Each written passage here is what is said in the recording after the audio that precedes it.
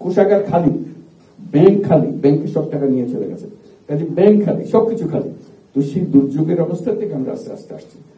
আপনাদের সমর্থন না পেলে, আপনাদের এই সাহায্য না পেলে বাংলাদেশ উঠে দাঁড়াবার কোনো সুযোগ ছিল না।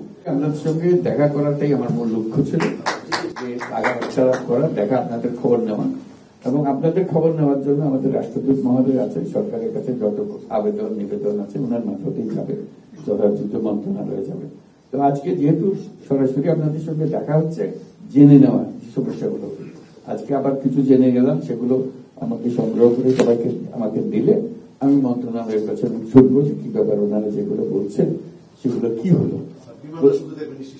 সবকিছু, বিমান হোক, রেলওয়ে হোক, যত কিছু আছে, যার যার মন্ত্রণালয়ে না পৌঁছলে তো জব পাবো না। আমি মুখে বললে তো এটা কথার কথা বলে, এটা কোনো ব্যক্তি নেই। তাকে ব্যক্তি করার জন্য এগুলো ওনাদের কাছে পৌঁছে দেবো, ওনার সচিব রাষ্ট্রদূত মহোদয়ের কাছে জানিয়ে দেবেন। উনি হলেন আপনার সরকারের সঙ্গে যোগসূত্র, ইনি হলেন সরকার জাপানি, কাছে বাংলাদেশ সরকার যত কিছু আছে উনি হলেন তার প্রতিনিধি, যার কাছে সমস্ত সমাধান। আমাদের যেটা আলাপ করলো সেটা যেহেতু এসেছি আপনাদের সঙ্গে দেখা করা এবং বলা যে আপনারা এখানে আছেন বলে জাপান সরকার আমাদের প্রতি এত সদয় এবং সহানুভূতি আমাদের কাছে দেখায়, যেহেতু আপনাদের সঙ্গে তাদের পরিচয় আছে, দেখা সাক্ষাৎ আছে। ভবিষ্যতে আরো কত কি করা যায়, যে আমাদের উপরে যেগুলো বলছেন সে আমাদের অংশটা আমরা অবশ্যই করবো, কিন্তু আপনাদের অংশটা একটু জোরদার করতে হবে। কারণ এখানে আপনারা আসছেন, ব্যবসা কিভাবে বাড়াতে হবে সেটা উদ্যোগ আপনাকে নিয়ে, ওখান থেকে বসে গিয়ে আমরা ব্যবসার কথা বলতে পারবো না।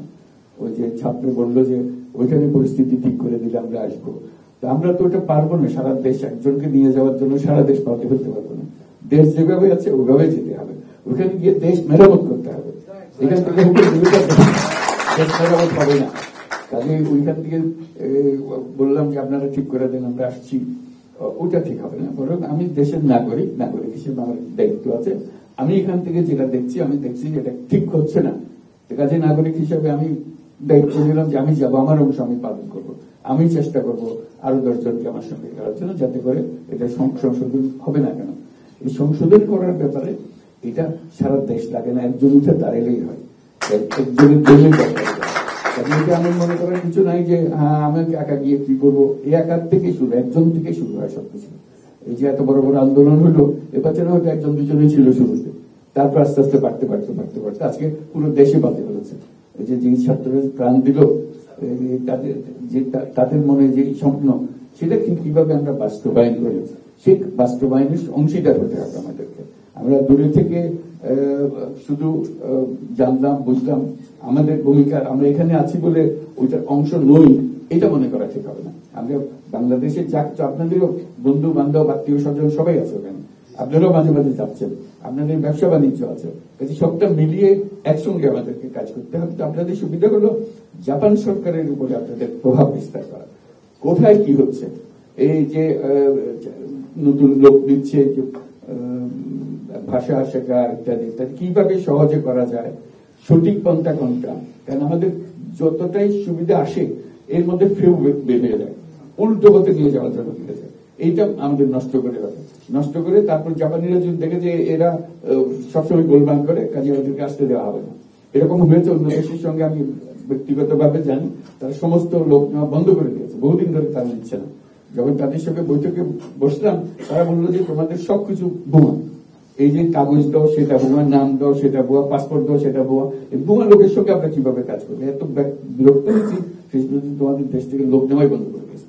আমাদের বহু কষ্ট গেছে। এই লুৎফেসের দিকে এখানে আছেন, ওনাকে একদম লাগিয়ে রেখেছিলাম যে এইদের একটু কি সমস্যা, কিভাবে দরজা খুলতে পারি। উনি বাড়ি বাড়ি গিয়ে তাদের সবার সঙ্গে আলাপ করে, তাদের উপরওয়ালা যারা আছে তাদের সঙ্গে আলাপ করে যে আমরা অতীতে ভুল হয়েছে, আমাদের দায়িত্ব হলো ভুল সংশোধন করে দেওয়া, সামনে যাতে এটা না হয়। বহু কষ্ট করে এখন সেই দরজা আস্তে আস্তে একটু খুলছে। এই হলো আমাদের মুশকিল, যেটাতে হাত দিই বেচা, যেটাতে হাত দিই ভুয়া।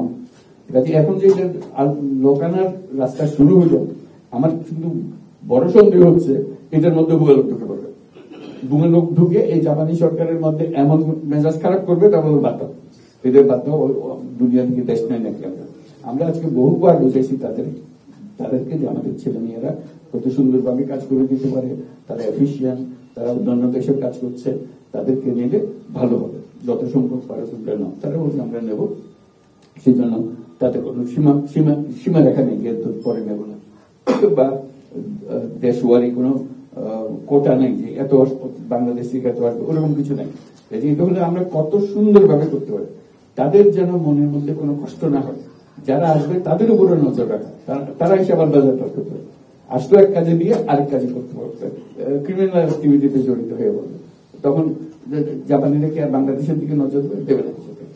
ওইটুকু ঠিক করে। আপনারা হলেন মুরব্বী, এখানে অনেকদিন ধরে আছেন, আপনারা মুরব্বী, আপনারা প্রতিনিধি, আপনারা আমাদেরকে গাইড করবেন রাষ্ট্রদূত মহোদয়ের মাধ্যমে, পলিসিগুলো ঠিক করবেন। এই যে এইটা পাওয়া যায় না, ওটা এনআইডি পাওয়া যায় না, এটা কথা হলো আজকের জমানায় এনআইডি পাওয়া যায় না, একটা সমস্যার কথা।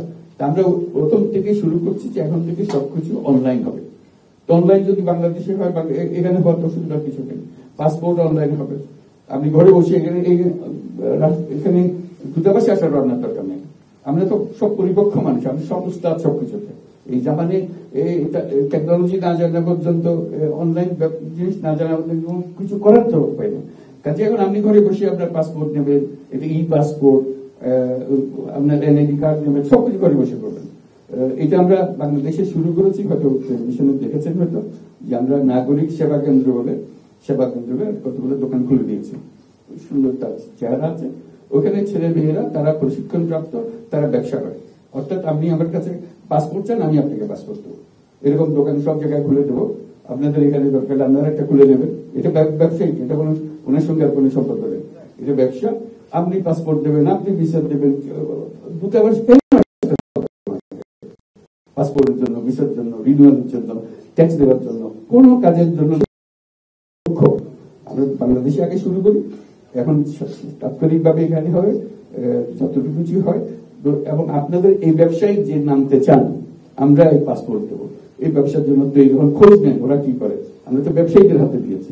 তাহলে আপনি খোঁজ নেন, সেই ব্যবসা আপনি এখানেই করেন, যদি ওখানে করা যায় এখানেও করা যায়, কারণ এটা তো এক জিনিস, অনলাইন এক জিনিস। কাজে এই জিনিসের এই দৌরাত্ম্য, এই পাসপোর্টের পেছনে দৌড়াদৌড়ি করা, ভিসার পেছনে দৌড়াদৌড়ি করা, যে রেমিটেন্সের কথা বললেন, এটা কথা হলো আমি টাকা পাঠাতে চাই, পাঠাতে পারবো না, আমাকে জিজ্ঞাসা করবে, আমাকে হয়রানি করবে। এর চেয়ে শর্মের কথা, লজ্জার কথা একটা দেশের জন্য, একটা জাতির জন্য কি হতে পারে বলে, যেখানে আমরা রেমিটেন্স চাচ্ছি। আপনারা আমাদের যারা রেমিটেন্স পাঠাচ্ছেন, আমরা সবাই রেমিটেন্স পাই, আপনারা একটু দেশ বাঁচিয়ে রেখেছেন, কেন দেশ চলে গেছিল।